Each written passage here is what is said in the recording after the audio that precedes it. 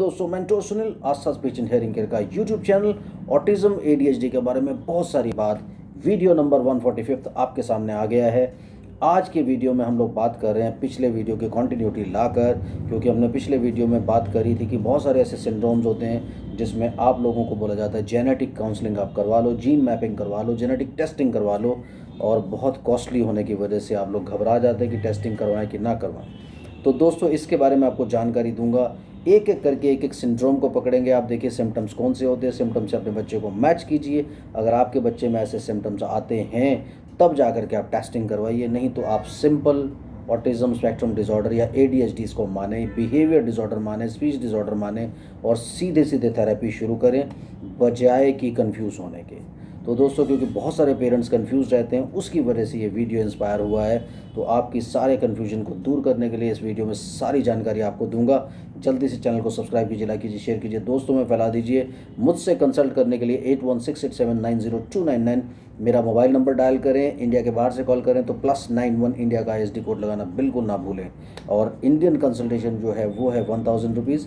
India के बाहर से कंसल्ट करना चाहते हैं 2000 रुपीज़ अकाउंट में ट्रांसफ़र करने पड़ते हैं। तो दोस्तों आज बात करते हैं एस्पर्जर सिंड्रोम की।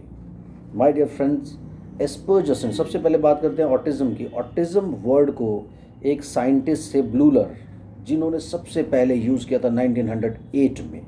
उन्होंने ऑटिज्म डिफाइन करने के लिए यूज़ किया था किसी स्किज़ोफ्रेनिक पेशेंट को। ऑटोइज्म दो पार्ट्स में उन्होंने इसको डिवाइड किया था, जो सेल्फ आइसोलेशन कर लेते हैं या सेल्फ प्रेज करते हैं, तो ऐसे लोग।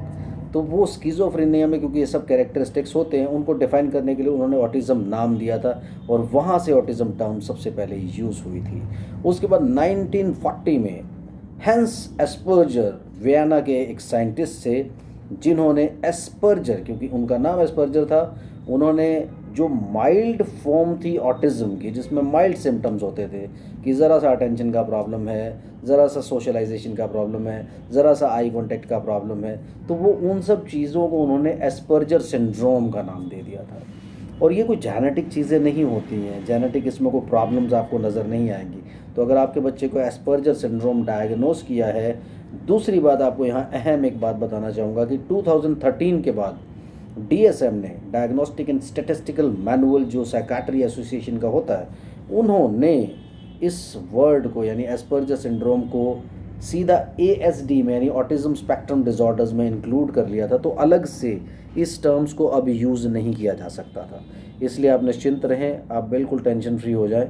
और आप जो है अपने बच्चे को, अगर उसको एस्पर्जर है, किसी ने बताया है, तो आप ये समझिए कि वो एक माइल्ड फॉर्म है ऑटिज्म की, और इसमें जेनेटिक काउंसलिंग की कोई बहुत ज़रूरत आपको नहीं है। सीधे सीधे आप थेरेपी के लिए जाएं।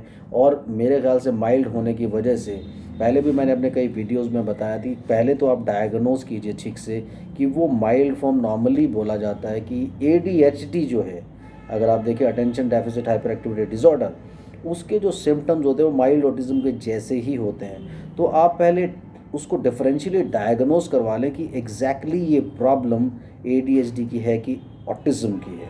तो ये डायग्नोज कराना बहुत इंपॉर्टेंट है। डायग्नोसिस में अगर कोई प्रॉब्लम होती है तो आप कहीं ना कहीं बाद में जाकर के परेशान होंगे, इसलिए स्ट्रेस से बचने के लिए डायग्नोसिस प्रॉपर होना चाहिए। सो आपके एस्पर्जर बच्चे में क्या क्या सिम्टम्स हो सकते हैं? एक तो पुअर सोशलाइजेशन स्किल होते हैं, कम्युनिकेशन स्किल्स पुअर होते हैं। अगेन आई कांटेक्ट बिल्कुल नहीं होता, आपसे बात करते करते वो आइज़ को चुराना चाहेंगे। उसके अलावा रेपिटेटिव, उनको अपने रूटीन और डिसिप्लिन की हैबिट होती है, इतने बजे खाना, इतने बजे सोना, इतने बजे ये करना, उसमें कुछ डिस्टर्बेंस आप करेंगे तो इरिटेबल हो जाएंगे। उसके अलावा वो अपनी कुछ पर्टिकुलर चीज़ों के साथ पूरी तरह से कन्फाइंड रहेंगे। तो ये सारे के सारे सिम्टम्स उनमें हो सकते हैं। लेकिन सबसे बड़ी बात क्या है कि जैसे मैंने पहले आपको बताया, बाकी लोगों ने इसको कंसिडर कर लिया, लेकिन मैं अगर पर्सनली और प्रैक्टिकली इस चीज़ को देखता हूँ तो मेरे हिसाब से ये सारे सिम्टम्स ADHD में भी होते हैं। तो ADHD एक ऐसी टर्म होती है जो आपको राहत देगी। माइल्ड और मॉडरेट ऑटिज्म का मतलब, अब दूसरे लोग क्या कहते हैं, मैं किसी भी रिसर्च को रिफ्यूट नहीं कर रहा हूँ, लेकिन मेरी प्रैक्टिकल नॉलेज जितनी है तो मैं ये ज़रूर कहूँगा कि मेरे हिसाब से आप उसे अपने मन को समझाने के लिए ADHD डायग्नोस करें। क्योंकि आप डायग्नोस कर लेते हैं कि माइल्ड ऑटिज्म, जब ऑटिज्म या ये सब नाम लग जाते हैं, कोई सिंड्रोम का नाम लग जाता है, तो आप कंफ्यूज होते हैं, आप कहीं ना कहीं डाउन फील करते हैं, आपको स्ट्रेस रहता है। तो आप स्ट्रेस में पड़े बगैर आप ये बात याद रखिए कि आपके बच्चे को ADHD की प्रॉब्लम है। ADHD की प्रॉब्लम 100% क्योरेबल है। अगर आप उसकी बिहेवियर और स्पीच थेरेपी टाइमली शुरू करें, चीज़ें बिल्कुल कंट्रोल में आ सकती हैं। इसलिए एस्पर्जर ख़त्म हो गया, अभी एस्पर्जर कोई डायग्नोस नहीं करता। और माइल्ड ऑटिज़म मतलब आप मान के चलें कि आपके बच्चे को ADHD जैसे सिम्टम्स हैं। इसलिए माइल्ड ऑटिज़म से तो बिल्कुल मत घबराइए अगर किसी ने कुछ बोल दिया है तो।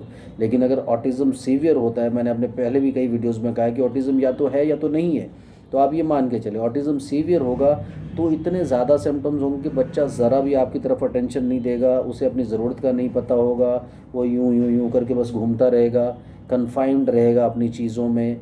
और उसके अलावा लाइट ऑफ है लाइट ऑन है उसे कोई फ़र्क नहीं पड़ेगा, पेरेंट्स उसके पास हैं नहीं है कोई फ़र्क नहीं पड़ेगा। कोई भी साउंड आ जाए, चाहे वो टीवी में साउंड चले, चाहे वो रेडियो में साउंड चले, चाहे आप उसको आवाज़ लगाते रहें, वो रिस्पॉन्ड नहीं करेगा।